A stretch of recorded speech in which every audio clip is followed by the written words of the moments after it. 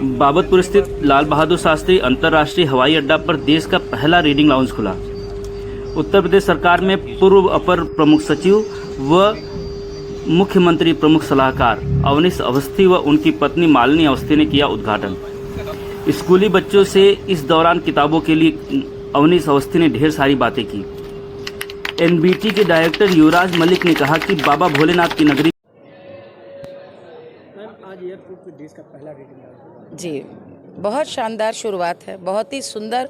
और बनारस से ही ये शुरुआत हो भी सकती थी। मुझे लगता है बनारस सांस्कृतिक और आध्यात्मिक राजधानी है विश्व की, और यहाँ पे प्रधानमंत्री जी का संसदीय क्षेत्र भी है।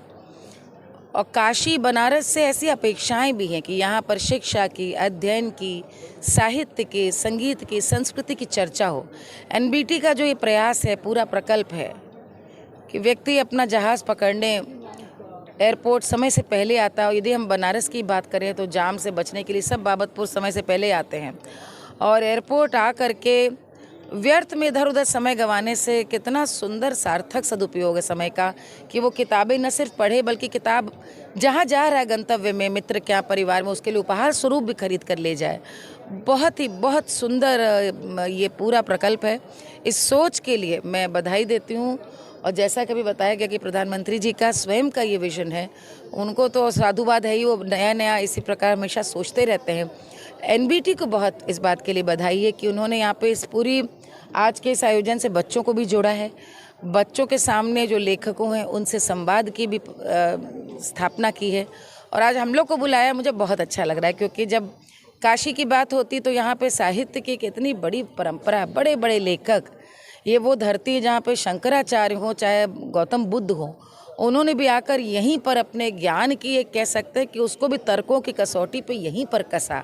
यही धरती है जहाँ पर चाहे नानक हो, सभी धर्मों के, सभी आस्थाओं के, और बाकी तो वो चाहे अम्बिका दत्त व्यास हों, भारतेंदु जी हों, प्रेमधन जी हों, या प्रेमचंद जी हों, या प्रसाद हों, सबकी ये कर्मस्थली रही है।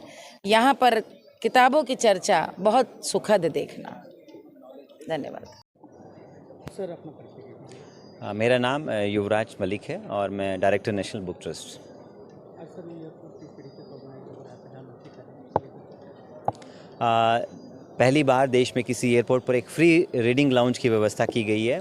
इसका पूरा उद्देश्य ये है कि किस प्रकार से हम समाज को बुक कल्चर से जोड़ें, उनके अंदर बुक संस्कृति का फैलाव हो, और जो पैसेंजर्स समय से पहले यहाँ आ जाते हैं वो अपने समय का सदुपयोग कर सके, और साथ ही साथ देश के उन गुमनाम शहीदों, हीरो, क्रांतिकारी, देश की सभ्यता, संस्कृति और विविधताओं को जानने का मौका मिले। उसके लिए हमने मुफ्त, यानी कि कोई चार्जेस नहीं है, they can come freely and read, यहाँ कर एक बुक लाउंज की व्यवस्था की गई है।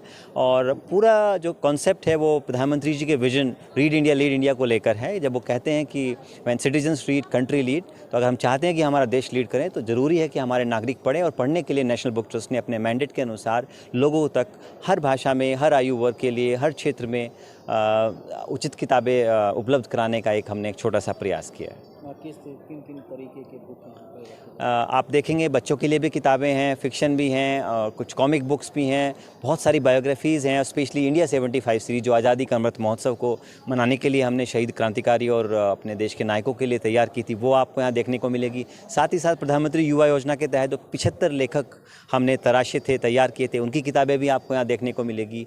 साथ ही साथ देश की सभ्यता, संस्कृति, हमारी ज्योग्राफी, इतिहास, उनसे जुड़े हुए विषय, और केवल हिंदी इंग्लिश में नहीं, बाकी भाषाओं में भी आपको यहाँ पढ़ने को मिलेंगे। तो आप यहाँ आएँ, एयरपोर्ट पर आएँ तो ज़रूर इसका अवलोकन करें, और आपके पास जो उचित समय है उसका सदुपयोग करते हुए बुक रीडिंग लाउंज का फ़ायदा उठाएं।